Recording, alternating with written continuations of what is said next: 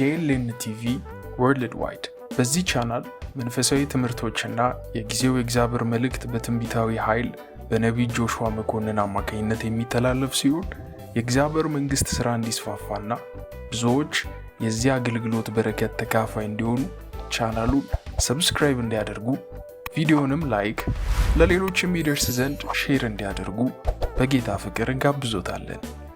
JLN TV Worldwide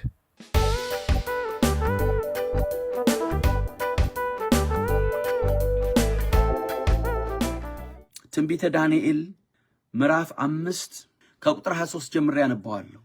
የመቅደሱን ዕቃዎች በፊት አመጡ። አንተም መኳንንትህም ሚስቶችህም ቁባቶችህም የወይን ጠጅ ጠጣችሁባቸው። ከብርና ከወርቅም ከናስና ከብረትም ከእንጨትና ከድንጋይም የተሰሩትን የማያዩትንም የማይሰሙትንም የማያውቁትንም አማልክት አመሰገንክ። ትንፋሽህንና መንገድን ሁሉ በእጁ የያዘውን አምላክ አላከበርከውም። ብልጣሶር የሚባለው ንጉሥ አባቱ ናቡከደነጾር በጣም በትዕቢት ከፍ ባለ ጊዜ በታበየ ጊዜ እግዚአብሔር ሲገስጸው እንመለከታለን። ምንድነው ያደረገው? ምንም ነገር ማንም የለብኝም ብሎ ይሄ በጉልበት ያሰራሁት ለክብሬ ነው ለመገለጫዬ ነው ብሎ በአፉ ሲናገር ገና ንግግሩን ሳይጨርስ እግዚአብሔር መልእክት መጣ። ምን የሚል? እንደ በሬ ትሆናለህ፣ ከምድረ በዳ አህያ ጋር ትኖራለህ፣ ሳር ትበላለህ። እግዚአብሔር የወደደውን ይሾማል፣ የወደደውን ይሽራል። ይሄን እስክታውቅ ድረስ በምድረ በዳ ወይም በበረሃ ትኖራለህ ብሎ ለዳንኤል ለናቡከደነጾር ሲነግረው እንሰማለን። እግዚአብሔር እኛ ብዙ ነገር ነው የምንጨነቀው፣ ብዙ ነገር ነው የምናስበው። እዚህ ግን ስናነብ መጽሐፍ ቅዱስ ምንድነው የሚለው? ትንፋሽህንና መንገድህን ሁሉ በእጁ የያዘው እግዚአብሔር ነው የሚለው። ትንፋሻችን ወገኖቼ እኛ ስለምንችል ምን ተነፍስ ነው የሚመስለን። ግን አንብቡት ምን እንደሚል መጽሐፍ ቅዱስ።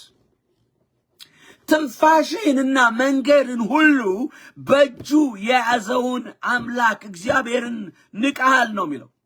ማንን?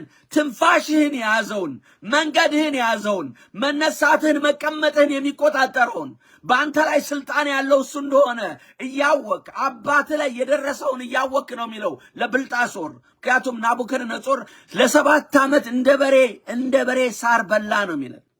ማን? ናቡከደነጾር። ጥፍሮ አደገ፣ አእምሮው እንደ እንስሳ ሆነ፣ ተለወጠ፣ ወደ እንስሳነት ተለወጠ። እንደ ሰው ማሰብ ቀርቶ እንደ እንስሳ ማሰብ ጀመረ። ምግብ መብላት ትቶ ሳር መብላት ጀመረ። አያቅም፣ ከእንስሳት ጋር እንዳለ እንኳን አያቅም፣ በበረሃ እንዳለ አያቅም፣ ስልጣን እንደተወሰደ አያቅም። እኛ መነሳት፣ መቀመጥ፣ መቆም፣ መተኛትን በፈለግነው ሰዓት መነሳት፣ በፈለግነው ሰዓት መቆም፣ በፈለግነው ሰዓት የፈለገውን ነገር ስለምናደርግ እኛ ራሳችን የምንገዛው የምንቆጣጠረው በፍጹም አሁን ይሄ የምናገረው ነገር ቀላል መስሎ ሊታያችሁ ይችላል። ግን ቁጭ ብላችሁ አስቡት። ራሳችን የምንቆጣጠር መቆም፣ መነሳት፣ መተኛት፣ መሄድ፣ መብላት፣ መጠጣት የምንችል ስለሚመስለን እኛ የራሳችን ጉልበት ያለን የራሳችን ኃይል ያለን ስለሚመስለን ይሄ መልእክት እንደዚህ የሚመስላችሁ ካላችሁ ትንፋሽህንና መንገድህን የያዘውን። የሚገርም ነው። ለካ መንገዳችን በእግዚአብሔር እጅ ነው ያለው። እግዚአብሔር ስለፈቀደልን ነው መሆን የምንችለውን የሆን ነው። ለዚህ ነው ለብልጣሶር ምን አለው? ትንፋሽህንና መንገድህን የያዘው እግዚአብሔር ነው የሚለው። አንተ እግዚአብሔርን አላከበርከውም። ለዚህ ነው እጅ መጣ ግድግዳው ላይ የጻፈችው ነው የሚለው። ትንፋሻችን የያዘው እግዚአብሔር ነው። መውጣታችን በእግዚአብሔር ነው። ሃሌሉያ። መግባታችን በእግዚአብሔር ምሕረት ነው። በእግዚአብሔር ምሕረት እንገባለን፣ በእግዚአብሔር ምሕረት እንወጣለን። እኛ ልመናችን ስለሚሰማ ማለት ጸልየን በእግዚአብሔር ፊት የሚሰማልን ስለ ጾምን አይደለም፣ ስለ ጸለይን አይደለም። የእግዚአብሔር የአምላካችን ምሕረት በእኛ ላይ ስትመጣ ብቻ ነው። ከሰማይ አምላክ ምሕረትን ለመንኩ ይላል ዳንኤል። መውጣትህ በእግዚአብሔር እጅ ነው፣ መግባትሽ በእግዚአብሔር እጅ ነው። ተንፋሻችን እንኳን መተንፈስ የምንችለው ዋው ዋው ዋው ዋው! ትንፋሽህንና መንገድህን የያዘው እሱ ነው የሚለው። ማን? እግዚአብሔር ነው ትንፋሽህን የያዘው። እግዚአብሔር ራሱ እንዲመራን ወገኖች ለእግዚአብሔር መፍቀድ አለብን። አምላካችን እግዚአብሔር እንዲመራን እኛ የሱ ነን። እርሱ የፈቀደውን ነገር በእኛ ህይወት መስራት ይችላል። እየሰማችሁ ነው ወይ? አላችሁ ወይ? በእኛ ህይወት መስራት የሚችለው እሱ ብቻ ነው። መዝሙር 119 139 ላይ የሚናገረውን ቃል እናየዋለን። መቀመጤንና መነሳቴን አንተ አየህ ነው የምለው። ያልተሰራ አካሌን አይኖች አዩት ይላል። ምኑን? ያልተሰራ አካሌን። አሁን እኛ እንዳለን ሆነን እግዚአብሔር ያየናል። እኛ በሰላም ስንወጣ በሰላም ስንገባ ራሳችን የምንንቀሳቀስ ይመስለናል። ራሳችን በቃ የራሳችን ማለት እኛ የፈለግነውን መስራት እንደምንችል ነገ አሳያለሁ ብለን ለሰዎች ሁሉ ራሱ እንዝታለን። ታውቃላችሁ ሰው በዓለም ብዙ ነገር ይላል፣ ግን እኛ የራሳችን አይደለንም። ትንፋሻችን እንኳን በእግዚአብሔር እጅ ነው ያለው። መንገዳችን በእግዚአብሔር እጅ ነው ያለው። ትንቢተ ኤርምያስ ምዕራፍ 10 ቁጥር 23 እንደዚህ ይላል፣ አቤቱ የሰው መንገድ ከራሱ እንዳይደለ አውቃለሁ፣ አካሄዱንም ለማቅናት ከሚራመድ ሰው አይደለም። አይገርማችሁም? ታዲያ ማን እጅ ነው ያለው? ከእግዚአብሔር እጅ ነው ያለው። ኢዮብ ምዕራፍ 12 ቁጥር 10 ላይ እንደዚህ ይላል፣ የሕያዋን ሁሉ ነፍስ የሰው ሁሉ መንፈስ በእጁ ናት። ከኔ ጋር ናችሁ ወይ? የሕያዋን ሁሉ የሰውም ሁሉ መንፈስ በእጁ ናት። ሚገርም ነው፣ ሚገርም ነው ወገኖቼ። ስለዚህ ለዚህ ነው ዳንኤል እንዲህ ብሎ ለንጉሱ የነገረው። ምን አለው? ትንፋሽ እኮ በእጁ ነው ያለው አለው። መጽሐፍ ቅዱስ ሲናገር ዳንኤል ምን አለው? መጣና ጨንቆት ነው። ዳንኤልን እኮ ረስቶታል። ዳንኤልን አያስበውም ወገኖቼ። በጭንቁ ጊዜ ግን የእግዚአብሔር ሰዎች ይፈለጋሉ። እኔና እናንተ በጭንቅ ጊዜ ተፈላጊዎች ነን። ሃሌሉያ! እግዚአብሔር የሚልከን ሰዎች ነን። ለስራ ይልከናል። ትናንት እንዳየነው ትናንት የተቀመጠ መልእክት አለ። ለስራ ለማጽናናት ነው ዳዊት የላካቸው። ምን ለማለት? ዳዊት የአምኖንን ልጅ ንጉሱን ሃኖንን እንዲያጽናኑት ላካቸው ይላል። እኔና እናንተ እግዚአብሔር ልኮናል። ለምን? ህዝቡን ለማጽናናት። የራሳችን አይደለንም። የኛ የሆነ ነገር የለም። እግዚአብሔር አይኖቻችን ይክፈት። ብዙዎች አሁን የሉም፣ ሄደዋል። እኔ በጣም ነው የሚገርመኝ። የመቅደሱን ዕቃዎች በፊት አመጡ። አንተም መኳንንትህም ሚስቶችህም ቁባቶችህም የወይን ጠጅ ጠጣችሁባቸው። ከብርና ከወርቅም ከናስና ከብረት ከእንጨትና ከድንጋይም የተሰሩትን የማያዩትንም የማይሰሙትንም የማያውቁትንም አማልክት አመሰገንክ።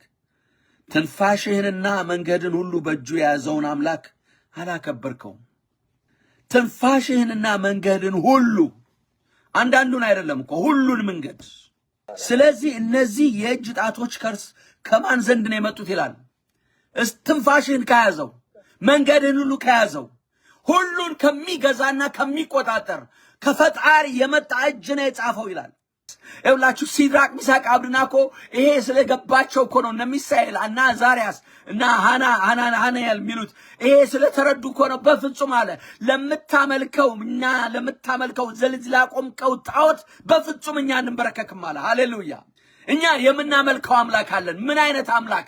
ትንፋሽህን የያዘውን እግዚአብሔር። እንዲህ አይነቱ የማይቀለድበት ዘመን ልክ በሐናንያና በሰጲራ ላይ እንደሆነው፣ በዚህ በብልጣሶር ላይ እንደሆነው፣ በናቡከደነጾር ላይ እንደሆነው ሰዎች በእግዚአብሔር ላይ የሚቀልዱ ሰዎች የማይቀልዱበት ዘመን እግዚአብሔር እያመጣ ነው። ሃሌሉያ!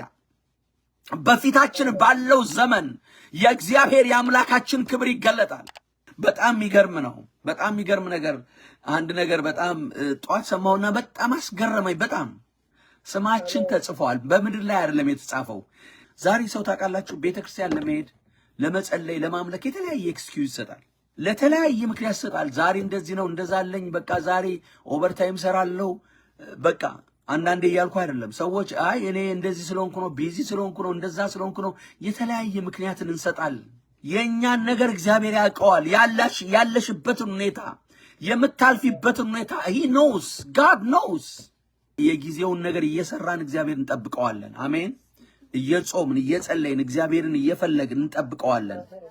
መውጣታችን፣ መግባታችን፣ መንገዳችን በእጁ ነው ያለው ወገኖቼ። እኛ የእግዚአብሔር ልጆች ነን።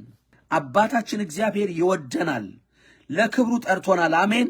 እግዚአብሔር እንደዚህ አይነት አምላክ ሆኖ እንኳን በምህረቱ የምናደርጋቸው ነገሮች ሁሉ ዝም ብሎ ልጄ ትመለሳለች፣ ልጄ ይመለሳል እያለ ይጠብቀናል። የእግዚአብሔር ስም ብሩክ ይሁን።